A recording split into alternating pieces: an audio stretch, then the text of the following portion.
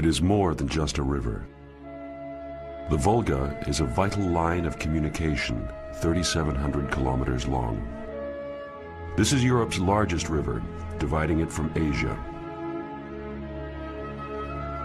They say it mirrors the soul of Russia. In the summer of 1942, the Volga becomes the target of Hitler's great offensive in the southern sector of the Eastern Front. The Sixth Army advances on the Volga. On the 23rd of August, German tanks reach the riverbank and the city from which there will be no return.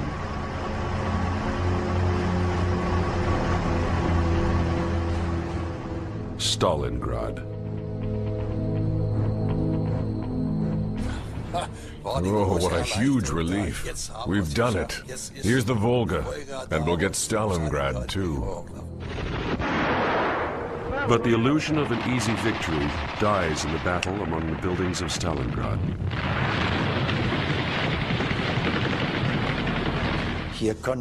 We could possibly grit our teeth here and not imagine that we weren't going to capture the city. But we were already gripped by this feeling. What in hell is going on here? The war shows its cruelest face in this industrial city on the Volga. Death lurks behind every wall at any moment. Stalingrad is turned into a mass grave. Towards the end, 1,000 German soldiers will die here, every day. Many got up out of the trenches. They stood up out in the open and walked towards the Russians. Of course, they'd hardly got over the edge when they were shot. Many of them went to pieces up there. A battle of despair in which 500,000 Soviet soldiers will die. They must hold Stalingrad at all costs. The company commander warned us, not one step backwards. There's nowhere for us to go on the other side of the Volga. Hold out until death. An entire army will be destroyed in the ice of Stalingrad. 300,000 German troops will be surrounded.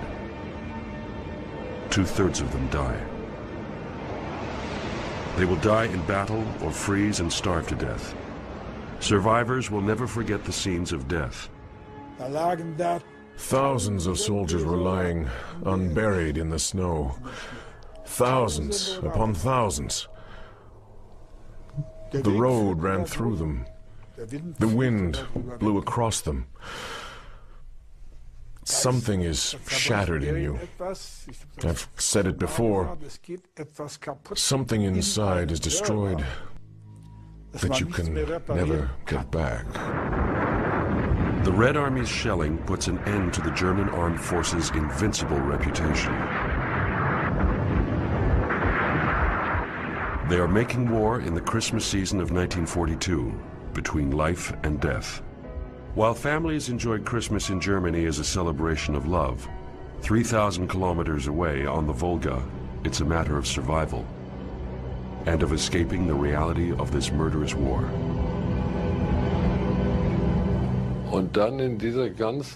Hearing German Christmas carols on the people's radio in this utterly hopeless situation, there was no need to hide your tears.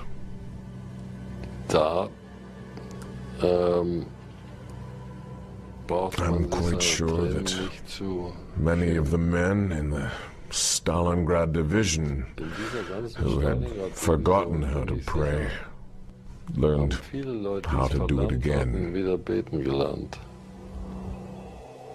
There is despair in this soldier's letter from Stalingrad.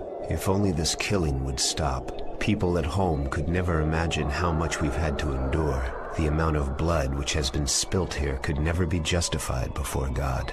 At home, this agonizing death is stylized as death in action. And for 1,000 years to come, every German will get cold shivers down the spine when they say the word Stalingrad. And recall that in a way, Germany brought about its own downfall. This is an obituary to the soldiers trapped in the Stalingrad pocket, otherwise known as the Kessel, the cauldron.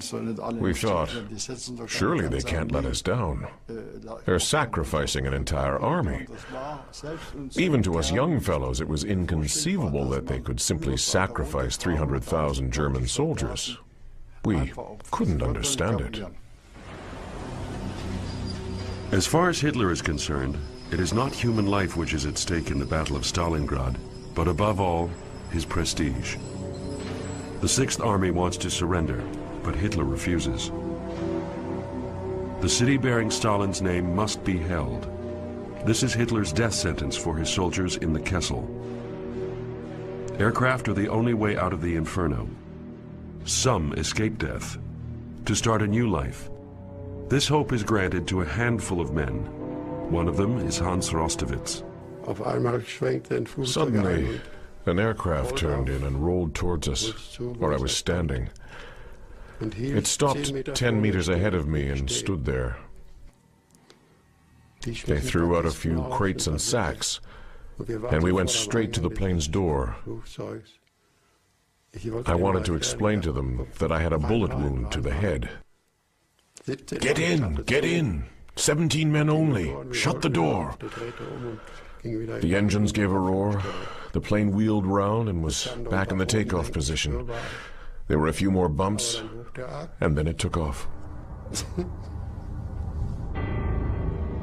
40,000 are flown out. The bloodiest, most decisive battle of the war will end in catastrophe and captivity for some 100,000 German soldiers. Only 6,000 will ever come home to Germany, and some will take 13 years to arrive. Their fate characterizes the senselessness of war. There are the same faces the summer before.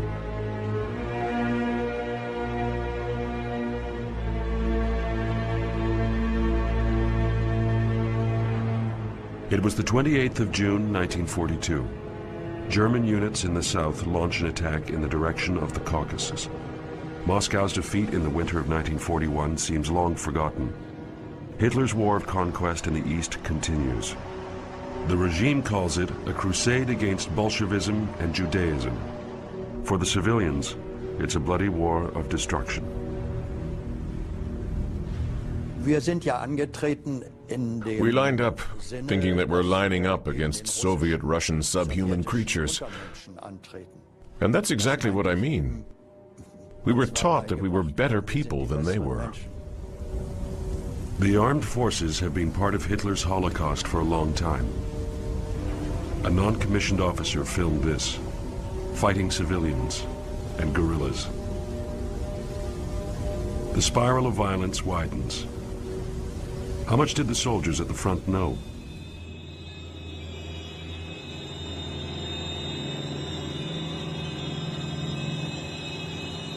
Thank God we at the front didn't hear about what was happening in the hinterland. That only came during the course of the war. We knew about a year later.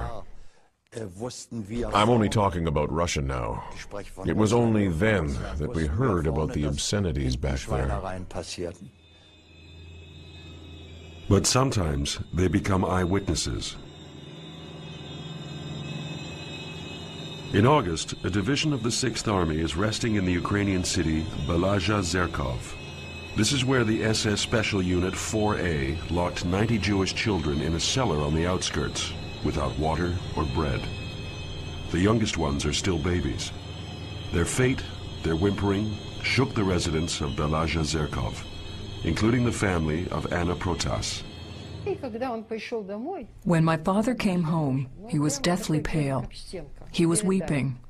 He said, "I heard the children scream, 'Mama,' at the top of their voice. They were shouting, 'Mama, Mama.' It's still ringing in my ears." He broke down and cried. The SS shoot their mothers and fathers. What is to become of the children?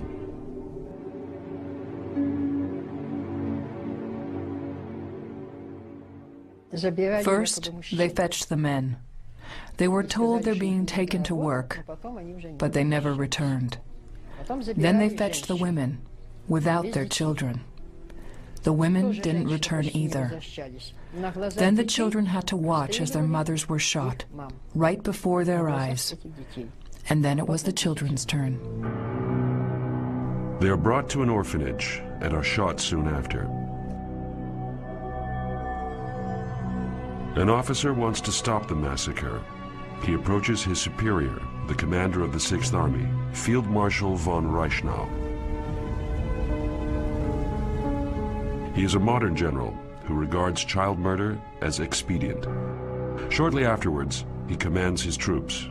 In the eastern region, the soldier is not only a fighter according to the rules of the art of war, he also supports an uncompromising national idea. They call it the command of hardship. Men who do this are promoted by Hitler. The man who succeeds Reichenau as commander of the 6th Army is General Friedrich Paulus.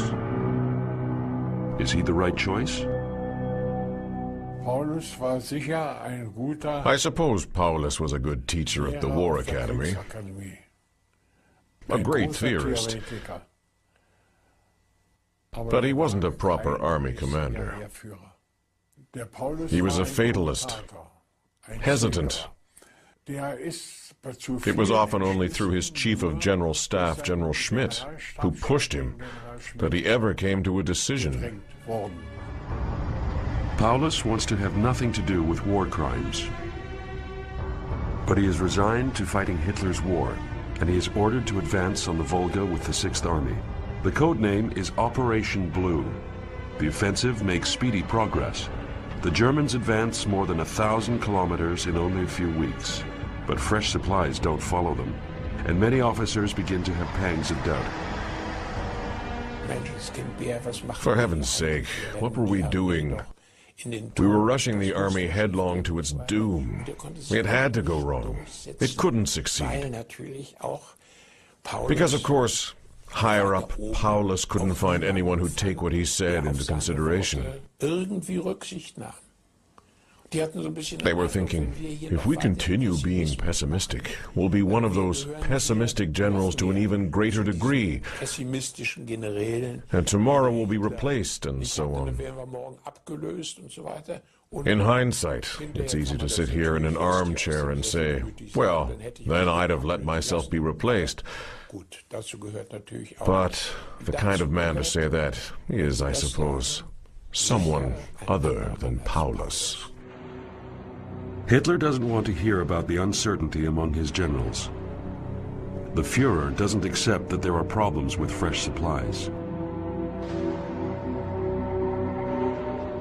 He feels that the military campaign isn't progressing quickly enough. Ever since the beginning of the war in the East, he wants to conquer everything simultaneously: the oil wells in the Caucasus and Stalin City on the Volga. So Hitler divides his forces. The main body of the troops, Military Unit A, tries to seize the oil fields at Baku. Military Unit B marches towards Stalingrad. The generals are skeptical. The front is too long and their strength is waning. Hitler considers himself an infallible commander. Chief of General Staff Franz Halder is having second thoughts, but to no effect. He had a fit of rage. Despite everyone advising against it, he tore the operation apart and aimed one fist at Stalingrad and the other at the Caucasus. Ask any army man if he thinks that's right, and he'll tell you, no. No one drew any conclusions. Not even Halder. Most of the generals went there, allowed themselves to be humiliated, went back home, and then to the front again. They were pleased. Hitler told them, take 4 weeks leave, and when you get back, I'll call you. So, they were more or less like football trainers. They were brought back every 6 months, even after they'd been sacked.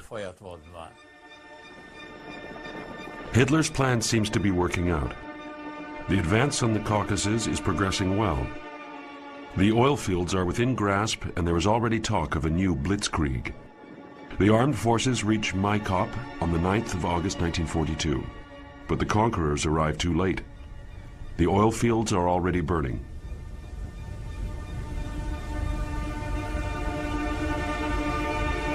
Hitler's advance in the south breaks down. The Russians set their own oil fields alight so that they could keep them from us. I think the Russians knew about our poor provision of supplies, because we soon heard that there was no fuel. We had no fuel for our tanks. In fact, the entire division had no fuel for the vehicles. My division, for example, was only 60 kilometers away from Baku, from the oil fields, but we didn't have enough fuel to travel 60 kilometers. They never reached the oil fields of Baku. Instead, they conquer a mountain, Mount Elbrus in the Caucasus, which makes no military sense. It's just an adventure for the climbers, and an annoyance for Hitler. How can you waste your time on such childishness? The soldiers should have been court-martialed and sentenced to death. But let's leave that aside. If they had let me know that the oil wells in Maikop or Grozny were working again, things would have been different. The war for oil has been lost. While the tanks are stuck in the Caucasus, the 6th Army is advancing further towards Stalingrad. The Russians can shoot as much as they like. We only shoot more. It's a joke when a few hundred Russians attack. We're looking forward to our attack, which will hopefully be soon. They'll be in for it then. There's movement on the horizon.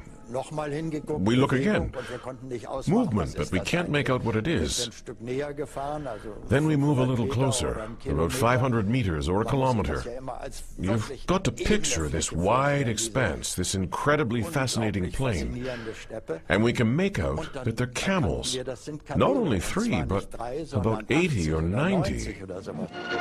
They take a while to let themselves be discovered, not quite voluntarily. This is quite something for our soldiers.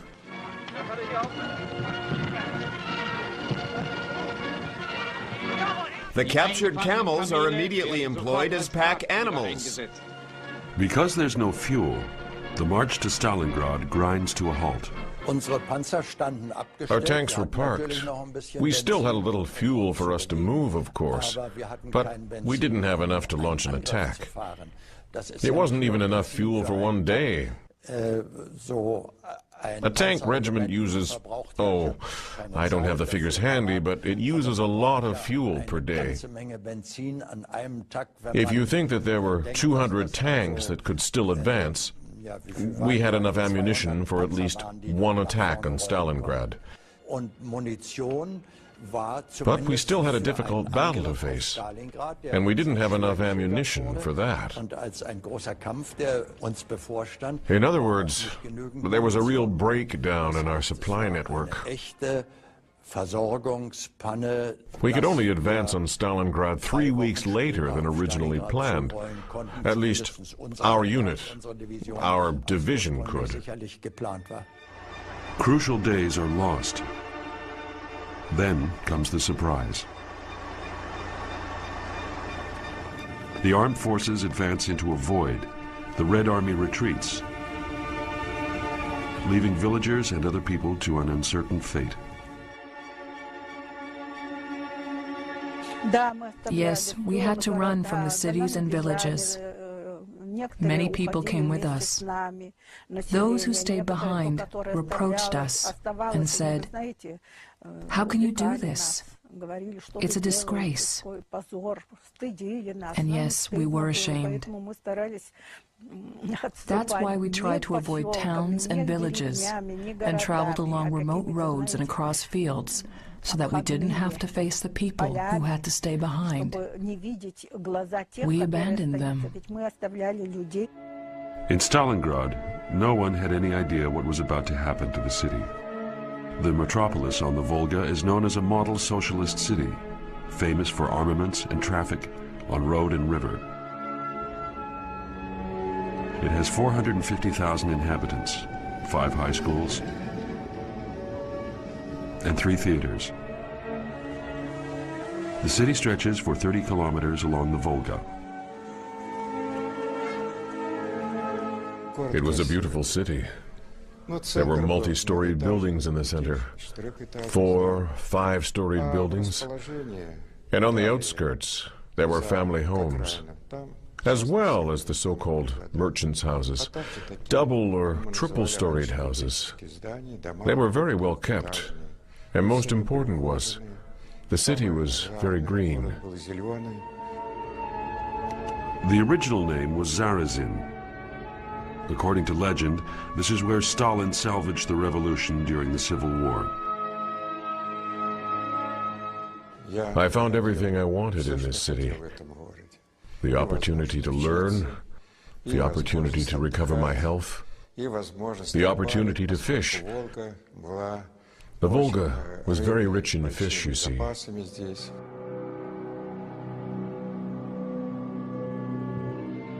In Moscow, the commanders feared that the fall of Stalingrad could affect the outcome of the war. Stalin wants to hold the city which bears his name at all costs. On the 19th of July, he orders the Defense Committee to prepare his city for a state of war. Stalingrad, packed with refugees, is converted into a fortress. The residents must stay here, even with danger coming closer every day. In spite of neglect and a lack of supplies, the 6th Army bursts into Stalingrad.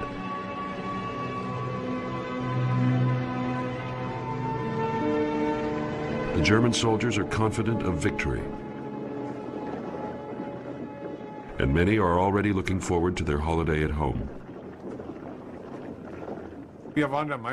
We believed that if we could isolate Stalingrad, and with it, the Volga, the war was in effect as good as over. Perhaps one still had to advance on Moscow from the south. But as far as we were concerned, the conquest of Stalingrad and the closure of the Volga as a line of supply meant the war was practically over. The war has reached the homeland by now. Cities are bombarded more and more frequently. More and more, families must say goodbye to their fathers because they've got to go to war in the East and rarely come home.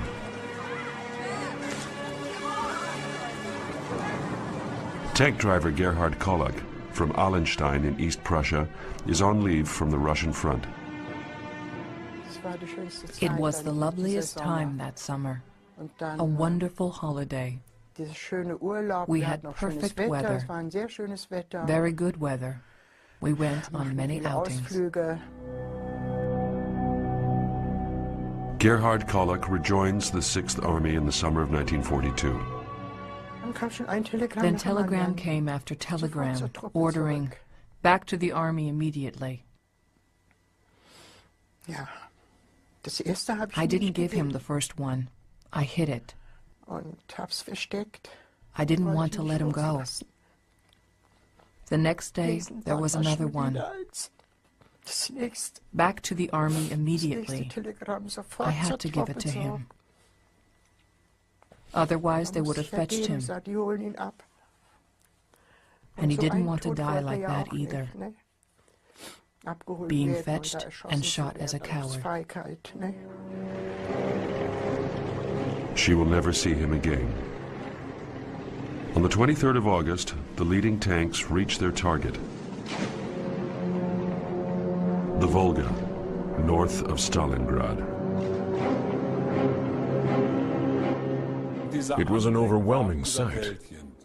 Below us was the enormously wide flood of the Volga, and on the opposite side, this low riverbank which stretched to eternity, to the furthest horizon.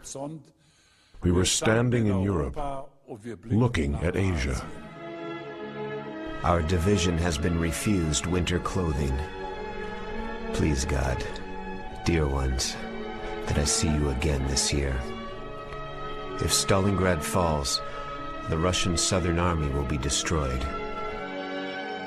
A silence, so that you don't believe you're in the midst of a war. It was the calm before the storm, we said. One of our comrades had a beautiful voice. It's giving me gooseflesh now. He sang the song of the Volga. It gave us cold shivers. How should I say?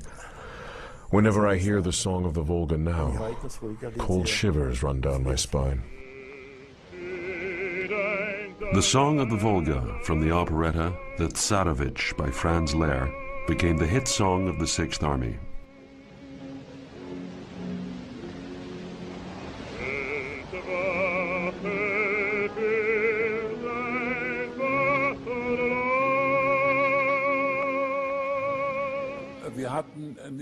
We didn't have much time to waste by standing and looking at this view towards Asia.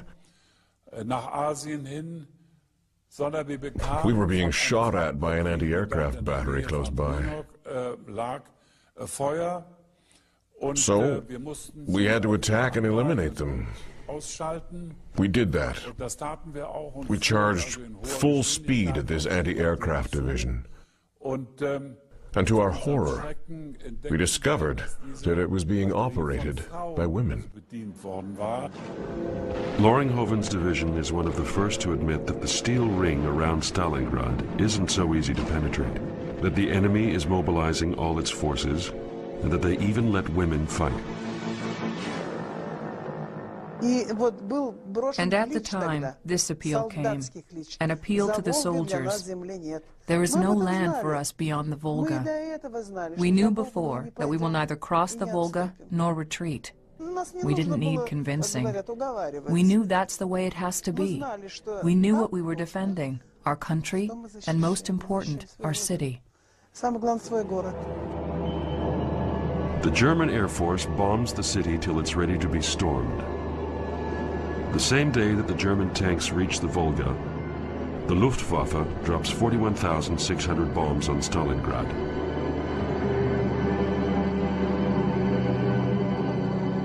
I remember clearly. It was a Sunday afternoon, the 23rd of August, at exactly 8 minutes past 4. You could hear a rumble, a terrifying rumble from the left bank of the Volga. There were air formations. At first we thought it was an exercise by our aircraft, but suddenly we heard the whistling, and the explosions began. The raid is the most severe strike so far on the Eastern Front.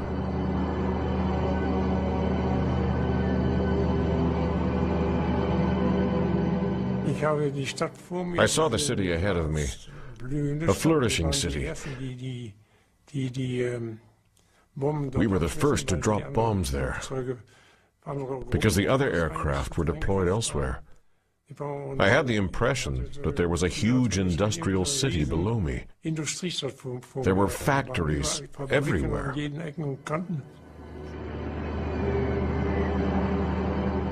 Thousands of tons of bombs turned the city into an inferno.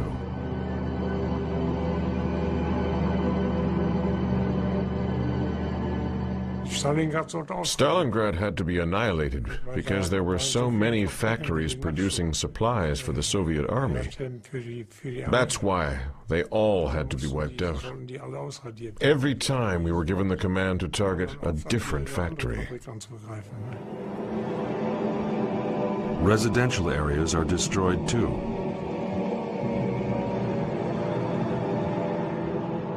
40,000 people die in Stalingrad during the first week of bombing.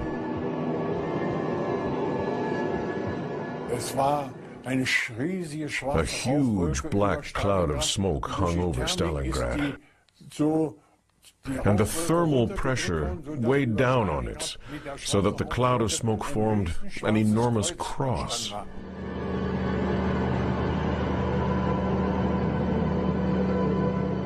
At the time, we saw it as virtually a tombstone for Stalingrad.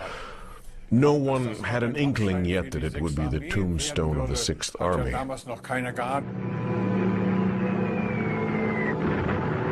Only now are the people allowed to leave the city.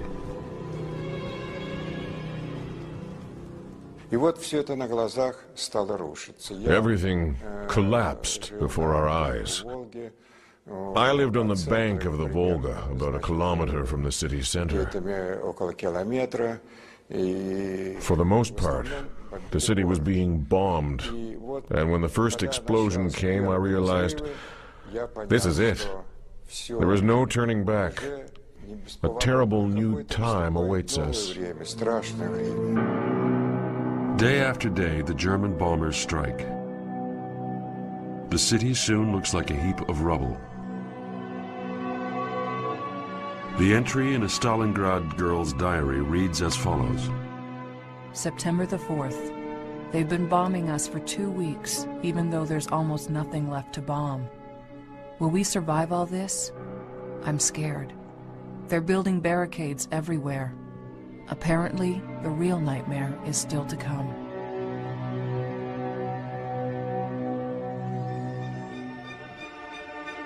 German soldiers march into Stalingrad on the 13th of September. Many citizens are surprised by their first contact with the attackers. I saw some handsome men marching there. They looked like Olympic athletes. They carried themselves upright and had no devilish horns as the children and even we had imagined. They looked good and were quite friendly, really. The troops are there to break down the last resistance, and they believe the job is done. But the real battle of Stalingrad is only beginning now.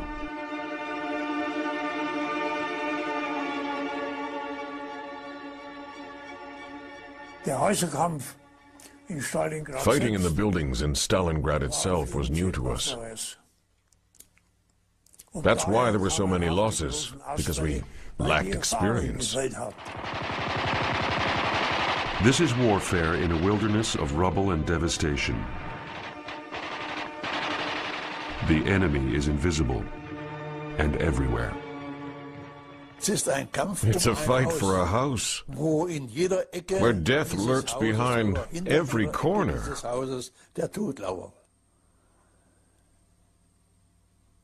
You can't imagine a situation more frightening and more horrible than that. A German general writes to a friend. Attacks coming from cellars, from hidden bunkers and ruins lead to heavy losses among our troops. He runs across the battle zone with shots ringing out and with ricocheting bullets and so on. I yelled, "Schappel, get down quickly! Schappel, hurry! They're firing!" Suddenly, he goes down into a bomb crater. He'd been shot in the back. It had ripped open his left shoulder, and where the bullet exited on the right, everything was torn open. The air from his lungs was blowing out there. He said, "Well, Helmut, the war's over now." And I said, "Yes, Schappel, the war is over. I promise I'll fetch you tonight. I promise. Lie here quietly and I'll send the first aid people to you. You're very seriously wounded. Can you hear the air from your lungs?" "Yes," he said. The first aid workers arrive too late. Regiments turn into units of shock troops. They call it the War of Rats. One wrong move can be fatal. When fighting in the buildings, we came across all sorts of things. Where Russians were sitting in the cellar,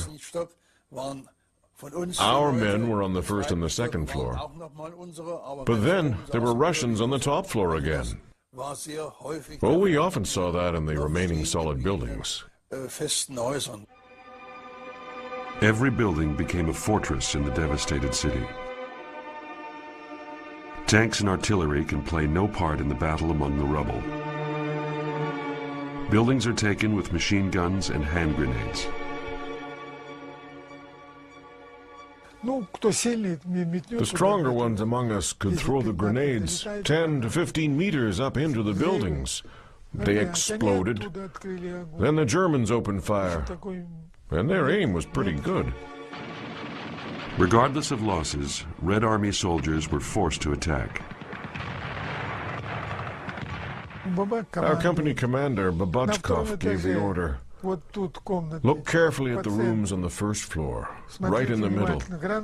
Try driving them out with grenades first. If they jump out of the windows, we'll kill them down here.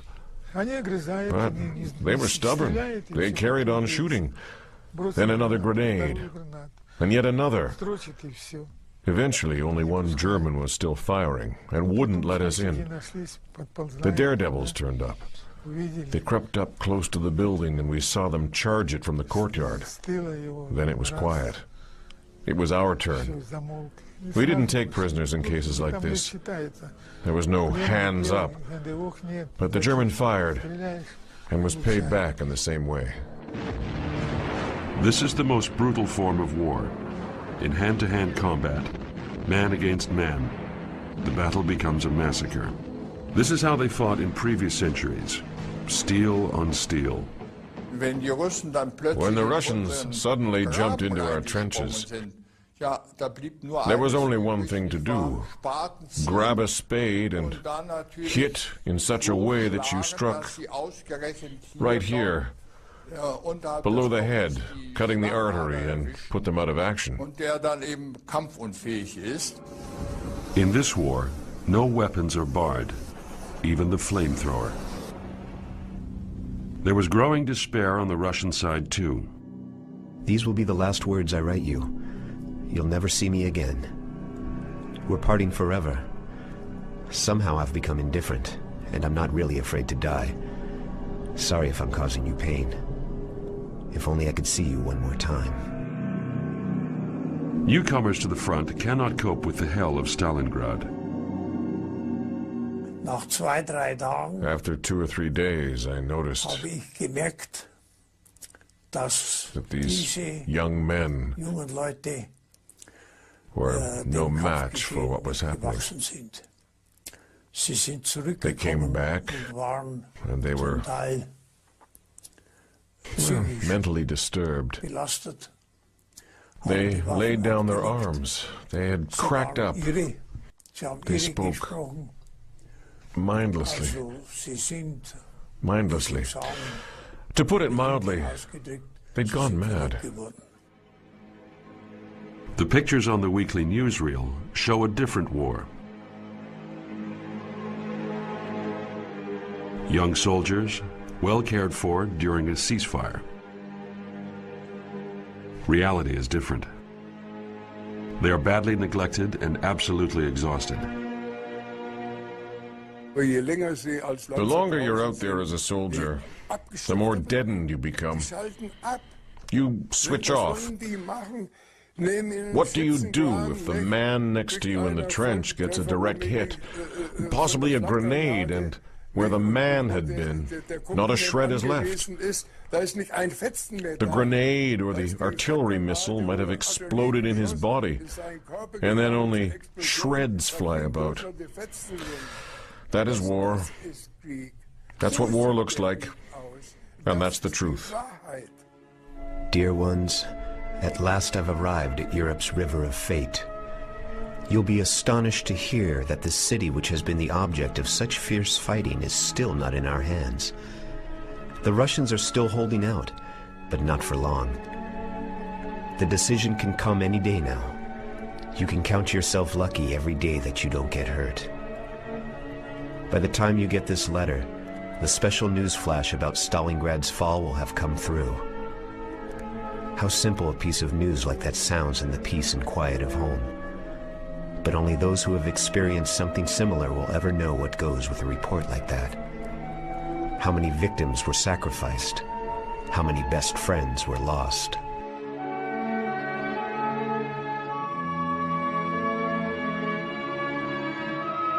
The weekly newsreel is determined to report the fall of Stalingrad. The southern part of the city is firmly in German hands. Our soldiers are hoisting the swastika above an area that was fiercely fought over.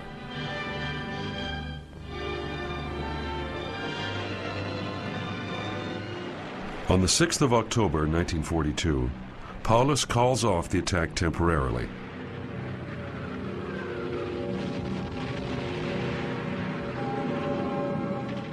The troops are not prepared for the winter. They're badly neglected and cannot even hold a completely conquered Stalingrad. Hitler orders total appropriation of the city. For him, the battle has long since become a question of prestige.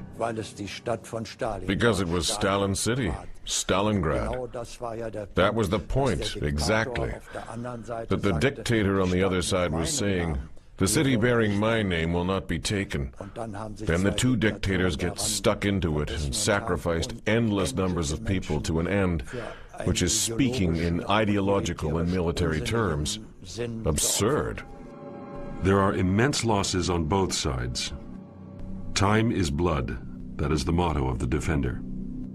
Hitler's chief of the general staff has warned that the front is overstretched, the losses are too high. In the coming winter, catastrophe threatens. Darauf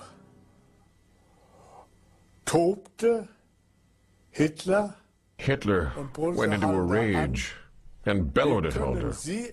How dare you judge what one can expect from soldiers and officers? During the First World War, you sat in your swivel chair in General Staff, and that's where you've been this time. I have experience at the front. I know you can expect soldiers, non-commissioned officers, and officers to be willing to die. It's a matter of honor. Hitler's helper, Halder, is dismissed. The senseless killing continues. The Red Army loses 2,500 men every day. This footage is shot in a Soviet hospital. The Germans don't let cameras into their hospitals. People suffer equally on both sides. The men lay there. Many of them couldn't move their hands. So when they were discharged, they weren't able to button up their trousers. They wet their pants. They soiled themselves without even noticing. Amazingly, I didn't smell it, even though it must have stank to high heaven. I'd gotten used to it. But when I walked into the cellar with 2 Red Army soldiers and told them this was a hospital, where there were many sick people, the soldiers reeled from the dreadful stench.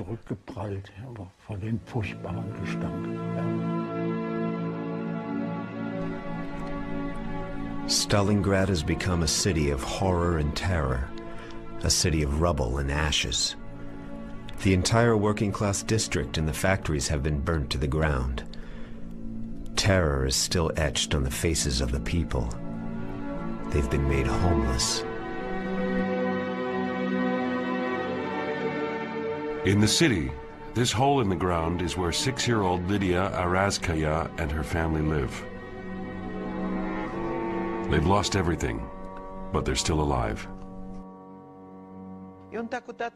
One day, my father opened the cover of our trench and asked the neighbor who was living in a hole in the ground next door to us, "Are you still alive?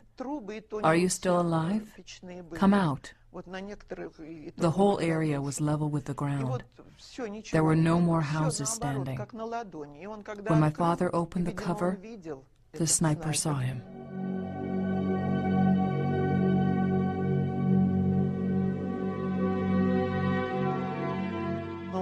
At that moment, he collapsed. He hadn't even finished his sentence. He said, "Are you still?" The bullet hit him in the right temple. The invisible threat of the sniper lurks everywhere in the ruins of Stalingrad. A man called Zikan is said to have shot 224 Germans by the middle of November. Russians hail him as a hero.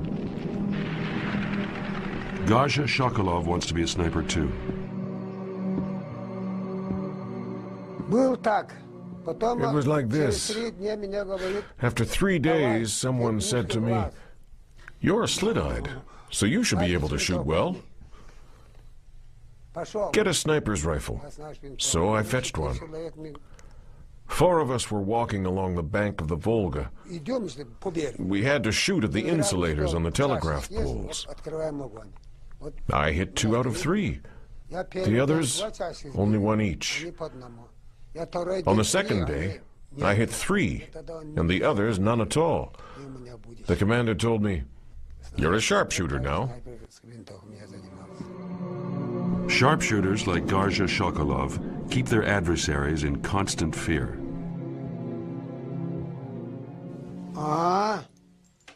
Did we regard the German as a human being in those days? No. I had no problem killing them. If a vehicle was moving, I tried to hit the driver.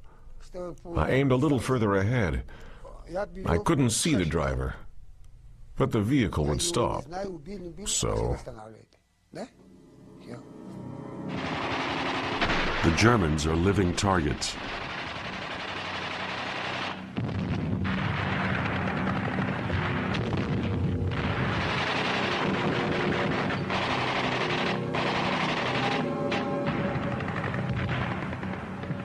Then a steel helmet came flying through the air. That was the first time I saw a human brain. The forehead had been split open right down the middle. I saw the left and the right brain and water. No blood. I saw him look at me, then fall down, face into the dirt.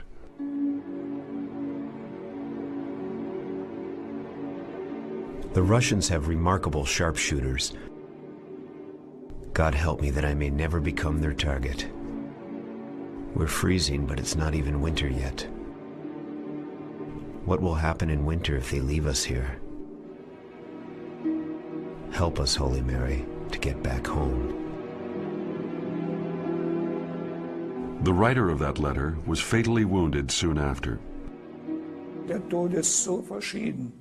Death comes in so many different ways. It can be as merciful as a well-directed headshot. The head falls, and one might almost think the soldier has laid down to sleep.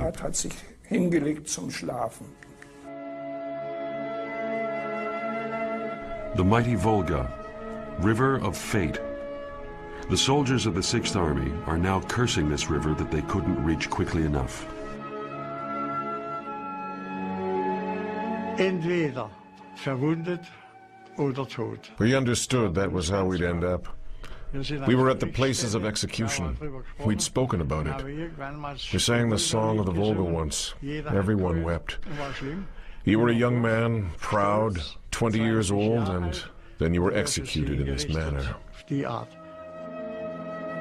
There were once 1,200 men in Helmut Waltz's regiment. In mid-October 1942, only 60 are still fit to fight. By the middle of October, most of Stalingrad has been taken in bloody fighting, and the armaments industry is completely destroyed.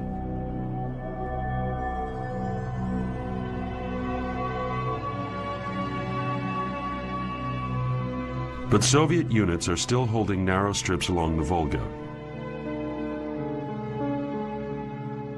None of the German attackers expected such dogged resistance.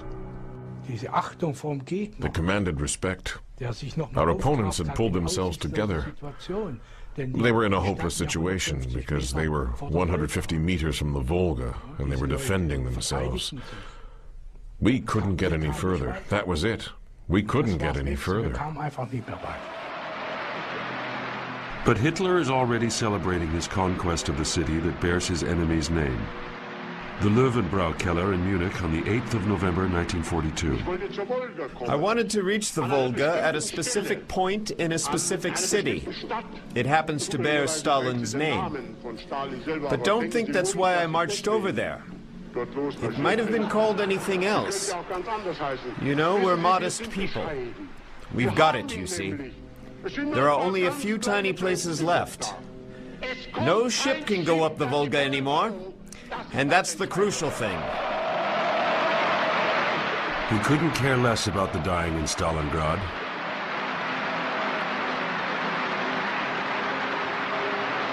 He has committed himself. The day after, the mercury in Stalingrad drops to minus 18 degrees. Winter has come. The Volga freezes over. In the expanse of the steppes, the plains between the Don and the Volga, something even worse is lurking just over the horizon.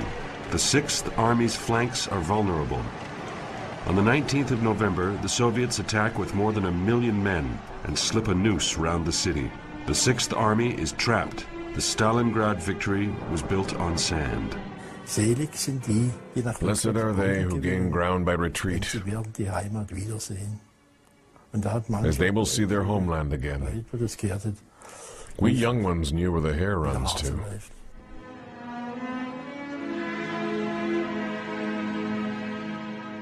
Hitler hears about the noose around the Sixth Army on the 22nd of November.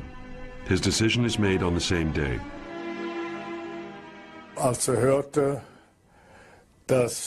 When he heard that Stalingrad was boxed in, he immediately ordered that the city was to be held at all costs. He has just handed down a death sentence for the Sixth Army. The German invaders will be sacrificed in the Kessel of Stalingrad.